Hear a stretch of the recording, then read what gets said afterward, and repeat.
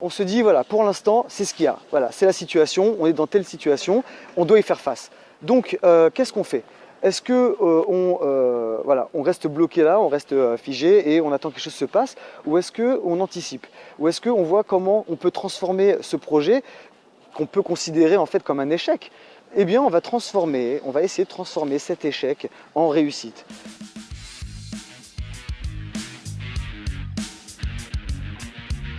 Et puis voilà, hein, la vie est belle. Le principal, c'est de positiver, vraiment voir les choses de façon positive. Parce que si on passe notre vie à ressasser le passé, à regretter nos choix, à regretter nos décisions, à s'apitoyer sur notre sort, et bien finalement, on finira jamais par créer quoi que ce soit de positif. On finira toujours par répéter les mêmes erreurs encore et encore et encore. Donc vraiment, ce qui est important ici, c'est vraiment de regarder les choses de façon positive et constructive, et aller de l'avant, tout simplement aller de l'avant. Voilà, donc je terminerai en disant que voilà, trouver des solutions à chaque problème, transformer chaque problème en solution, être très très bien préparé psychologiquement, essayer de transformer tous les échecs en succès, essayer de transformer tous les obstacles en partenaires et en alliés, et voilà, beaucoup discuter, communiquer, c'est très important, comprendre l'autre, comprendre les blocages de l'autre pour comprendre ses propres blocages à soi-même, et bien entendu essayer d'apporter à chaque fois des solutions.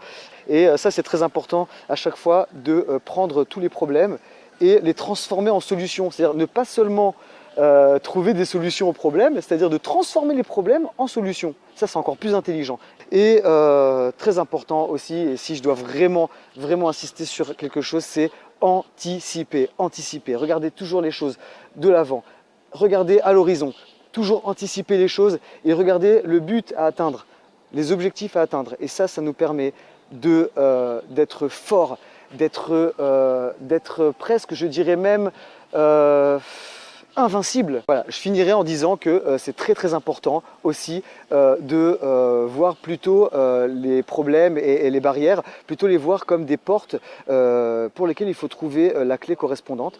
Et en fait, voilà, le but ici, c'est voilà, de ne pas s'arrêter devant la porte et vraiment de chercher la clé qui lui correspond. Donc on essaie vraiment de chercher partout la clé, par tous les moyens. Et on sait que la clé est quelque part, il faut juste la trouver. Une fois qu'on a réussi à la trouver, voilà, il y a d'autres horizons qui s'offrent à nous, il y a d'autres perspectives. Et en fait, le but du jeu ici, c'est de trouver la bonne clé, la clé qui nous permettra d'ouvrir la porte de notre bonheur et de notre épanouissement. Et je souhaite que chacun de nous y parvienne. J'espère que chacun parviendra à trouver les bonnes clés et parviendra aussi à choisir les bonnes portes, parce que c'est aussi important de faire les bons choix. Toujours essayer de faire les bons choix, prendre le moins de risques possible, ne pas se lancer comme ça à l'aventure du jour au lendemain, sans prendre tous les facteurs en considération. C'est très important de faire les choses de façon méthodique, de façon intelligente, et de rassurer son entourage, se rassurer soi-même, et toujours passer à l'action au plus vite, mais toujours préparer un bon plan d'attaque.